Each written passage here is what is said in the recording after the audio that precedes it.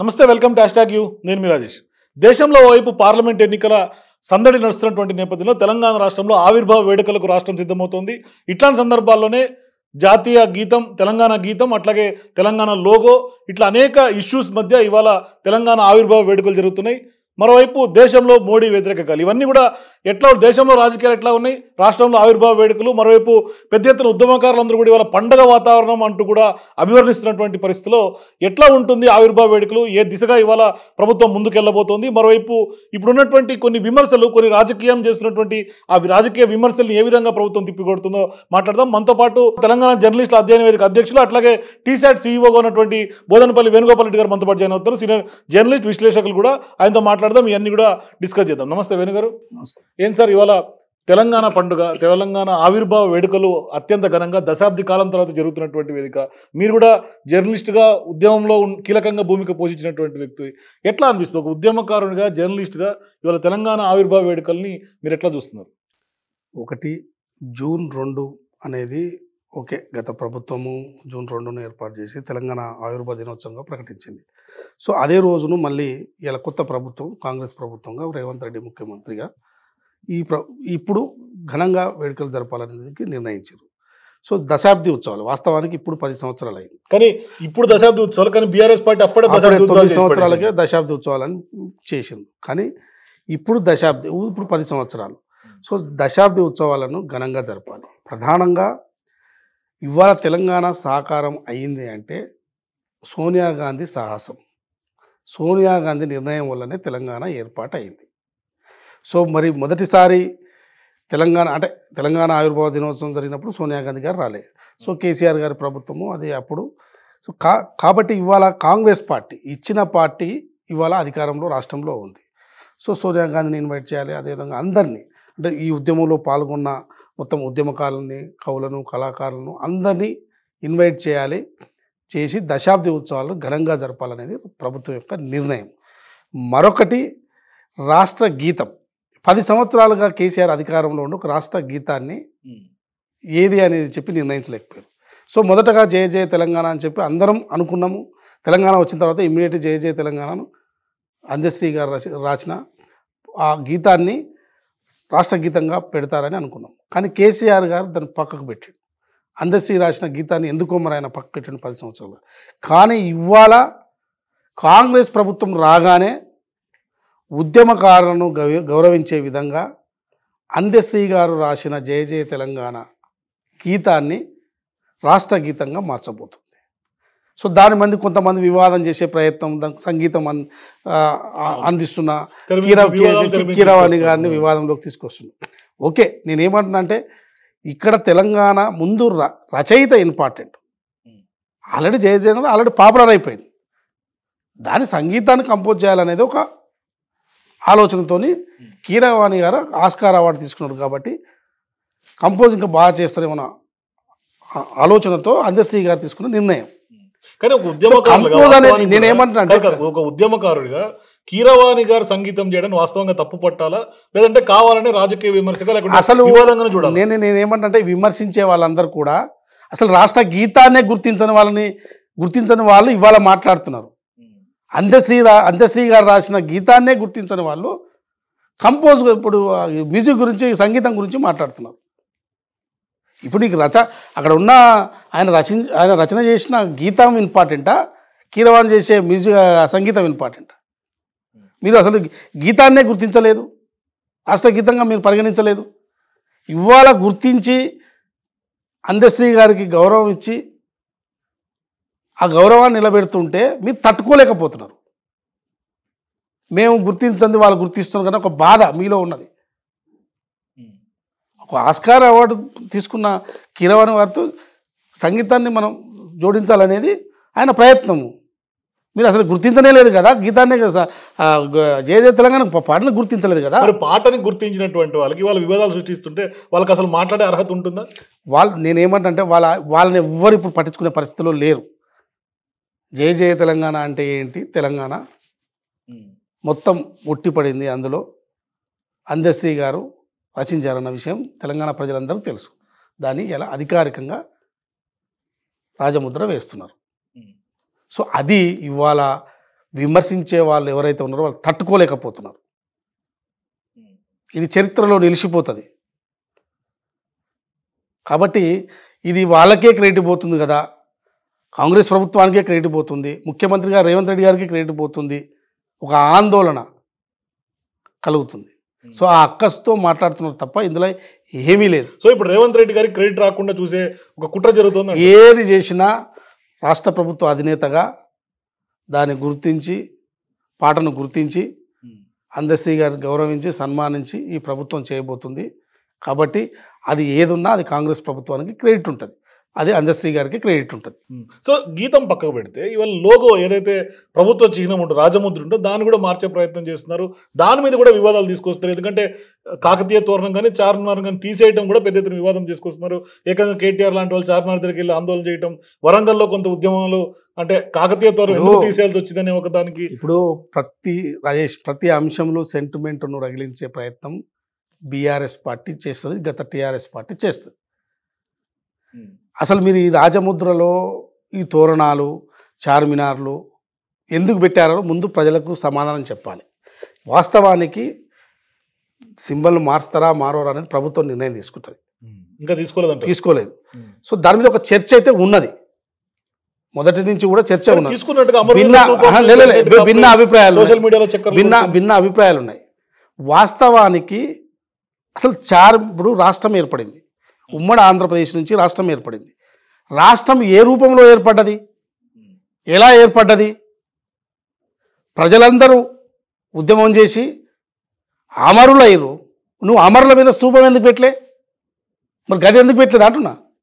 అమరుల స్తూపం ఎందుకు పెట్టలేదు అంటే నువ్వు రాజకోటలు పెట్టినావు, చార్మినార్కి సంబంధించి పెట్టినావు, కాకతీయ తోరణం పెట్టినావు. నువ్వు ఈ సింబాలిక్ ఎందుకు అని నువ్వు వచ్చింది తెలంగాణ ఏమైనా వరంగల్ కాకతీయ తోరణం వల్ల వచ్చిందా, చార్మినార్ వల్ల వచ్చిందా? అంటే హెరిటేజ్ కదా, అది చరిత్ర. హెరిటేజ్ ఉండని చరిత్ర ఏంది? తెలంగాణ ఏర్పడడానికి కావాల్సిన చరిత్ర ఏంది అంటున్నా. ఆనాడు నిర్మించిన కాకతీయ రాజులు పోరాటం చేశారు ఇక్కడ. సో కాకతీయ రాజులకి చార్మినార్ సంబంధం లేదు కదా. పోరాటం చేసింది ప్రజలు, ఇక్కడ అమరులయ్యారు, అమరవీరులయ్యారు. మరి అమరవీరుల స్తూపం పెట్టలేదు కదా నువ్వు, మరి దాన్ని ఏమంటావు? కానీ మీరేమో అమరులు అంటున్నారు. బీఆర్ఎస్ పార్టీ నాయకులేమో సోనియా గాంధీ వల్లే 12,000 మంది చనిపోయారు. ప్రొవోక్ చేసింది ఎవరు తెలియదా? చెప్పాలనా? ఎవరు చేసారు ప్రొవోక్? ప్రజల్ని ఆ విధంగా రెచ్చగొట్టింది ఎవరు? టీఆర్ఎస్ఏ కదా. దానికి కారణం టీఆర్ఎస్ఏ. సోనియా గాంధీ గారి సాహసం వల్ల వచ్చింది. ఏం సోనియా గాంధీ గారు ఒక్క నెల 2 నెలలు ఊరుకుంటే తెలంగాణ వచ్చేదా? ఎలక్షన్స్ అప్పుడు ఆనాడు లోక్సభ ఎన్నికలు 2 నెలలే ఉన్నాయి. 2 నెలలు ఆమెకు వద్దనుకుంటే వచ్చేదా తెలంగాణ? దేశంలో ఎన్నో రాష్ట్రాల్లో డిమాండ్ ఉంది, చివరి సమావేశాల్లో డిమాండ్ ఉంది. అరే ఈ డిమాండ్ మొదటి నుంచి ఉంది, ప్రజలు అడుగుతున్నారు, మనం ఇవ్వాలని ఒక సాహసం చేసింది కాబట్టి తెలంగాణ వచ్చింది. సో కాబట్టి ఇవాళ అమరవీరుల స్తూపమే లేదు. మరి అది ఎవరిని అవమానించినట్టు? అమరవీరులను అవమానించినట్టే కదా వీళ్ళంతా మాట్లాడేవాళ్ళు. పోయి చార్మినార్ దగ్గర అసలు చర్చనే జరగలేదు, చార్మినార్ దగ్గర మాట్లాడతారు, ఓరోయి వరంగల్ తోరణం దగ్గర మాట్లాడతారు. అసలు కాకతీయ తోరణానికి చార్మినార్కు అసలు ఏంటి తెలంగాణ ఏర్పాటుకు? మరి ఆయన కాకతీయ సామ్రాజ్యానికి కూడా వ్యతిరేకంగా సమ్మక్క సార్లకు పోరాడిండ్రు కదా, బలహీన వర్గాలందరూ కూడా పోరాడిండ్రు కదా. మరి దాన్ని ఏమంటావు? సో కాబట్టి అసలు వివిధ రాష్ట్రాల యొక్క సింబల్స్ చూడండి. అసలు రాజముద్ర తెలంగాణ రాష్ట్రాల యొక్క రాజముద్రలు చూడండి ఎట్లున్నాయి. పంట పొలాలు, రైతులు, ఇట్లాంటివి చాలా. అంటే సో ఇప్పుడు మీరు రైతాంగాన్ని అమరవీరులు ఇద్దరిని అంతే కదా లోగో డిజైన్ చేసి ఆ డిజైన్ అయితే కనపడది. అది వచ్చింది బయట, అది అదే కాదా అనేది ప్రభుత్వం నిర్ణయం తీసుకుంటుంది. అది చర్చ మారుస్తారా మారనా అనేది ఇంకే. ఇప్పుడు ఒక మాట వార్తలు మళ్ళీ వాయిదా వేసుకున్నటువంటి పరిస్థితి, వెనుకడు వేసినట్టు అనుకో. అసలు ముందుకు పోతారని చెప్పిన వాళ్ళు ఎవరు, వాయిదా వేసుకున్నది ఎవరు? అంతా వాళ్ళే చర్చ చేసుకుంటే ఏం చేస్తాం? ఒకటి సింబలు మీరు అసలు కాకతీయ తోరణం ఓకే, అది హెరిటేజ్ ఉంటే చార్మినార్ ఉన్నది, మరి అన్ని గోల్కొండ ఉన్నది, జిల్లా కోర్టు ఉన్నాయి, మొత్తం పెడతారా జిల్లాలో? మనం మిగతా మరి ఈ జిల్లా ఎందుకు పెట్టలేదు, ఆ జిల్లా ఎందుకు పెట్టలేదు అని అందరూ అడుగుతారు కదా. అడగొద్దా?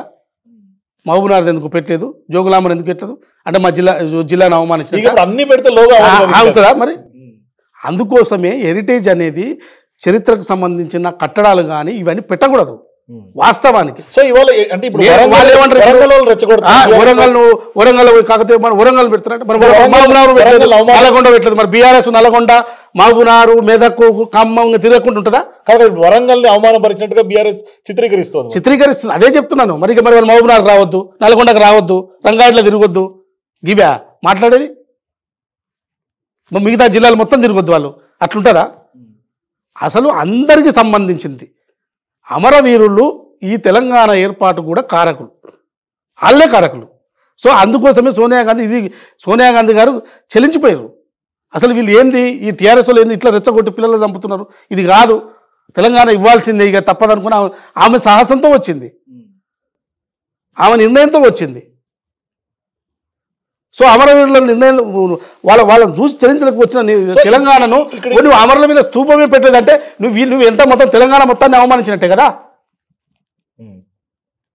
ఊగినే ఆడిపోయి రెచ్చగొట్టుడు ఇది కాదు కదా.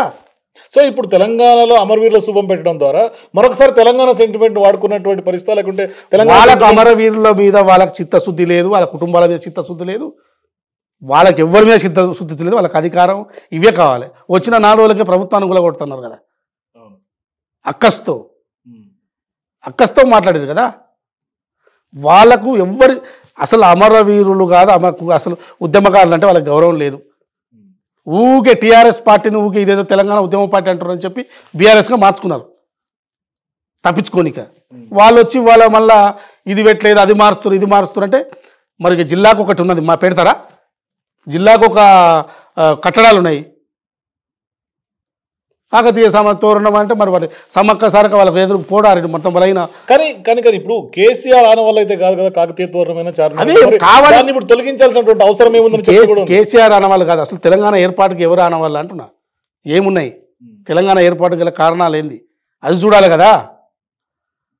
అమరవీరుల కుటుంబాలకు సంబంధించి అమరవీరుల స్తూపం చూడాలి కదా.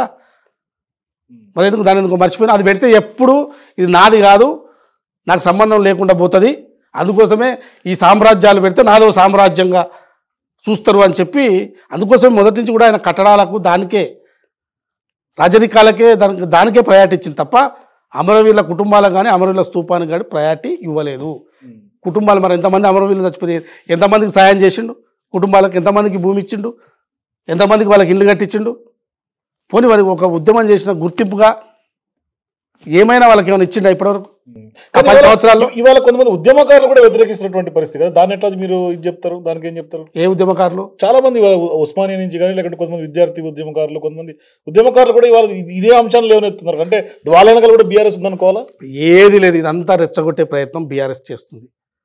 నిజంగా అర్థం చేసుకునే రాజకీయ పాపం కూడా నిజంగా అర్థం చేసుకునే వాళ్ళు రాజరిక పోకడలకు సంబంధించిన అంశాలు, ఇప్పుడు రాజరికాలు ఎట్లా కూలిపోయినాయి, కాకతీయ సామ్రాజ్యం ఎట్లా కూలిపోయింది, అన్ని వరుసగా కన్నీ యుద్ధాలు జరిగాయి కదా, కన్నీ కూలిపోయినాయి. తిరుగుబాటే కదా. నిజాం మీద కూడా తిరుగుబాటు చేశారు కదా. మరి ఇట్లాంటివి ప్రభులో రాజరికాల పోకడలకు సంబంధించిన రాజముద్రలు పెట్టుకొని చూసి మేము రాజులం, మేము ఇట్లే ఉంటాం, మా ఇట్లే ఉంటాయని చెప్పడానికే ఇవన్నీ. అరే కొంత మనం ఆలోచించుకోవాలి కదా. వివిధ రాష్ట్రాల యొక్క ఎంబ్లాలు ఎట్లా ఉన్నాయి, సో ఎట్లా ఉన్నాయి, మొత్తం రాజరిక పానవాళ్ళు లేకుండా లోగోని డిజైన్ చేస్తున్నారు ప్రభుత్వం అనుకోవాలి. చేయాలనేది నేను కూడా అడుగుతున్నా, డిమాండ్ అడుగుతున్నా ప్రభుత్వాన్ని, అడుగుతున్నాం. ఎందుకు రాజరిక పోకడలు? సో ప్రభుత్వం ఏ నిర్ణయం తీసుకుంటుందో వాళ్ళ నిర్ణయం తీసుకుంటుందా తీసుకోదా కొనసాగిస్తుందా అది పక్క పెడదాం. అది ఏది కాకముందు దాన్ని అంతే ఈ సెంటిమెంట్ రెచ్చగొట్టి ప్రజలు రెచ్చగొట్టి వాళ్ళు బాగానే ఉంటారు, వాళ్ళకేం కాదు, వాళ్ళు బ్రహ్మాండంగా ఉంటారు, రోడ్ల మీద దేవాలి, రాజకీయ పబ్బం గడుపుకోవాలి, ఇది కథ. సో ఇవాళ దశాబ్ది కాలం తర్వాత మీరు ఒక ఉద్యమకారులుగా, జర్నలిస్టులు అప్పుడు కీలకంగా వివరించిన ఉద్యమాల్లో ఇట్లాంటి సందర్భాల్లో మీరు 10 ఏళ్ల తర్వాత జరుపుకున్నటువంటి పండగ ఇంత ఘనంగా సోనియా గాంధీ తీసుకొచ్చి పెద్ద ఎత్తున సన్మానం చేయడం పెరగడంలో వాటికి మీకున్నటువంటి అనుభవం ప్రకారం ఎట్లా అనిపిస్తుంది, ఎట్లా ఫీల్ అవుతున్నారు మీరు? ఒకటి, సోనియా గాంధీ గారు ఇచ్చిన తెలంగాణకు మొట్టమొదటిసారిగా ఇన్వైట్ చేయడము, ఈ సెలబ్రేషన్ రావడం చాలా సంతోషం. ఎందుకంటే ఇన్నేళ్ళ నుంచి చాలా ఏళ్ళు పోరాడినా కానీ తెలంగాణ రాలేదు రకరకాలుగా. కానీ మరి నిజంగానే సోనియా గాంధీ గారి యొక్క ఆలోచన ఆమె నిర్ణయం వల్లనే తప్ప ఇంకెవరున్నా రాకపోవు. ఆనాడు యూపీఏ చైర్పర్సన్ ఇంకెవరున్నా రాకపోవు, పార్టీ అధ్యక్షులుగా ఇంకెవరున్నా రాకపోవు, కేవలం సోనియా గాంధీ గారు ఉన్నారు కాబట్టి వచ్చింది. సో ఆమె ఇన్వైట్ చేసి సంబరాలకు, దశాబ్ది ఉత్సవాలకు పెద్ద ఎత్తున జరపాలని ముఖ్యమంత్రి గారు రేవంత్ రెడ్డి గారు నిర్ణయించడం అనేది ఇది సంతోషకర విషయం. అందరిని ఇన్వైట్ చేస్తున్నాం. కేసీఆర్ని ఇన్వైట్ చేయడానికి ప్రత్యేకంగా ఆయనకు ఇన్విటేషన్ సలహాదారుగా కరకల వేణుగోపాల్ వెళ్ళాలన్న ప్రయత్నం చేసినా ఆయన అపాయింట్మెంట్ ఇవ్వట్లేదు. ఆయన తిరుగుతున్నాడు. అంటే మరి ఇస్తారా ఇవ్వరా ఇక చూడాలి. ఆయన అయితే ప్రయత్నం చేస్తుండ్రు, చూస్తూనేమో కదా దొరకట్లేదు, నాకు ఇవ్వట్లేదని. ఏదో విధ రూపంలో అయితే పంపిస్తారు అధికారికి, కానీ ప్రత్యక్షంగా పోయి ఇవ్వాలి, ఇన్వైట్ చేయాలి. మాజీ ముఖ్యమంత్రి కదా, కాబట్టి ప్రభుత్వం యొక్క గౌరవం అది ఇవ్వాలనేది. సో అందరినీ ఇన్వైట్ చేస్తున్నారు, మాజీ ఎమ్మెల్యేలు ఇన్వైట్ చేస్తున్నారు, అందరూ ఇన్వైట్ చేస్తున్నారు. సో అందరు పాత్రలో అందరూ వచ్చే అవకాశం ఉంటుందా? కేసీఆర్ వస్తాడా రాదు, ఇంకా ఆయన ఇష్టం. ఆయనకున్న ఇక మనం ఈ ఉద్యమకారుల పట్ల ఇన్ని రోజులు ఉన్న చిత్తశుద్ధి ఎట్లా ఉన్నది అవన్నీ ఆలోచిస్తే మనకైతే డౌటే అనిపిస్తుంది. వస్తే మాత్రం సంతోషం. సో తెలంగాణ రాష్ట్రం పక్కన పెడితే దేశవ్యాప్తంగా ఉన్నటువంటి రాజకీయ పరిస్థితులు ఏడో ఫేజ్ చివరి ఎన్నిక జరగబోతోంది. వారణాసి లాంటి మోదీ పోటీ చేస్తున్నటువంటి స్థానం కూడా అక్కడి నుంచి ఉండబోతుంది. పెద్ద ఎత్తున నార్త్లో కూడా బీజేపీకి వ్యతిరేక గాలి వీస్తున్నాయి, వ్యతిరేక పవనాలు ఉన్నాయనే చర్చలు, విశ్లేషణలు వస్తున్నాయి కదా. ఎట్లా అనిపిస్తుంది మీకు? ఎట్లా అనిపిస్తుంది? నేను మొదటి నుంచి అయితే బీజేపీ రాదని మీకు మొదటి నుంచి కూడా చెప్పిన. అవును. సో దాదాపు ఇది ఒక 6 నెలల నుంచి కూడా చెప్తున్నా. పార్లమెంట్ ఎలక్షన్, అసెంబ్లీ ఎన్నికలకు ముందు కూడా చెప్పిన. సెంట్రల్లో ఈసారి ఎట్టి పరిస్థితుల్లో మోడీ తిరిగి మళ్ళీ ప్రధానమంత్రి కాడు. సో చాలామంది 200 పైన 214, 15, 20 వస్తాయని చెప్తున్నారు, కానీ నేను అది కూడా చెప్పట్లేదు. సంఖ్య 150 నుంచి 190 లోపలనే బీజేపీ సీట్లు ఉంటాయి. సో వాళ్ళు అనుకున్నట్టుగా ఉత్తరప్రదేశ్లో ఏదో పెద్దగా సీట్లు మాకు వస్తాయి అనుకుంటారు, కానీ ఉత్తరప్రదేశ్లో 50% పడిపోతాయి. బీహార్లో కంప్లీట్ నష్టపోతుంది, మహారాష్ట్రలో నష్టపోతుంది, హర్యానాలో నష్టపోతుంది, పంజాబ్లో నష్టపోతుంది. వాళ్ళకి సీట్లు వచ్చేది ఓన్లీ కేవలం ఎక్కువ మెజార్టీ సీట్లు వచ్చేది గుజరాత్లో రాబోతున్నాయి. వస్తే అక్కడ ఇంతో అంతో వస్తే మెజార్టీగా మధ్యప్రదేశ్, రాజస్థాన్లో మెజార్టీ సీట్, అంటే పూర్తి మెజార్టీ కాదు. గుజరాత్లో పూర్తి మెజార్టీ వస్తాయి, మధ్యప్రదేశ్లో కూడా కాంగ్రెస్ పార్టీకి గౌరవప్రదం వస్తాయి, రాజస్థాన్లో గౌరవప్రదం వస్తాయి. కాకపోతే మెజార్టీగా బీజేపీ సీట్లు వస్తాయి ఈ 3 రాష్ట్రాల్లో. నీకు మహారాష్ట్రలో మెజార్టీగా రావు. బీహార్లో ఇండియా కూటమి క్లీన్ స్వీప్, మహారాష్ట్రలో క్లీన్ స్వీప్, ఉత్తరప్రదేశ్లో గౌరవప్రదమైన సీట్లు అంటే దాదాపు 50% ఇండియా టీంకి రాబోతున్నాయి. ఇంకెక్కడ వస్తాయి వాళ్ళకు? సౌత్ ఇండియాలో డబల్ డిజిట్ దాటదా తెలియదు. 130 సీట్లలో 130 సీట్లలో ఎన్డీఏకు డబల్ డిజిట్ వస్తుందా రాదనే డౌట్ ఉంది. ఇక నీకు ఎక్కడున్నాయి 130, ఇవి 260. ఇంకేడకుండా నేను చెప్పిన రాష్ట్రాలలో ఇన్ని సీట్లు ఇక్కడ పోయినాక ఎక్కడ వస్తాయి? ఈశాన్య రాష్ట్రాల్లో అసలు బీజేపీ పరిస్థితి అగమ్య గోచరంగా ఉన్నది. ఒక వెస్ట్ బెంగాల్లో వస్తే డబల్ డిజిట్ అంటే వస్తే 10 లేదా 11 వచ్చే అవకాశం ఉంది. ఇంకెక్కడ ఉన్నది ఈశా? సో నార్త్లో పోయా, సౌత్లో కూడా పోయా? నార్త్ పోయింది, సౌత్ పోయింది, అంత ఈస్ట్ పోయింది, మొత్తం పోయింది.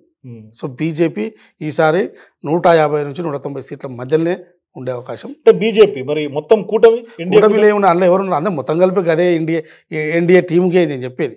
సో 200 కూడా దాటే పరిస్థితి, 200 దాటే పరిస్థితి లేదు, 190 దాటే పరిస్థితి లేదు, 200 కాదు. సో కాబట్టి ఇలా ఇండియా టీంలో ఎక్కువ పార్టీలు ఉన్నాయి. అది డిఎంకే ఉండొచ్చు, ఇది ఎన్సీపీ ఉండొచ్చు, ఇటు మహారాష్ట్ర పోతే బీహార్ పోతే ఆర్జేడీ ఉండొచ్చు, ఇటు శివసేనకు సంబంధించి అంటే శివసేన వాళ్ళు గుంజుకున్న వాళ్ళు పెట్టుకున్న పార్టీ వాళ్ళు పెట్టుకున్నారు. సో ఇన్ని పార్టీలు మా అన్ని మొత్తం ఒక టీమ్గా ఉన్నాయి. సో కాబట్టి డెఫినెట్గా ఇండియా టీము 300 సీట్లు దాటబోతుంది. సో నవీన్ పట్నాయక్ కూడా మరొకసారి జంప్ చేసే అవకాశాలు ఉన్నాయి, చర్చలు బాగా జరుగుతుంది. నితీష్ కుమార్ మీరు అనేది, నితీష్ కుమార్ ఓవర్ టైం సీట్లు తక్కువ, ఆడ నితీష్ కుమార్ సీట్లే వచ్చే పరిస్థితి లేదు. ఎటు జంప్ చేస్తేంది?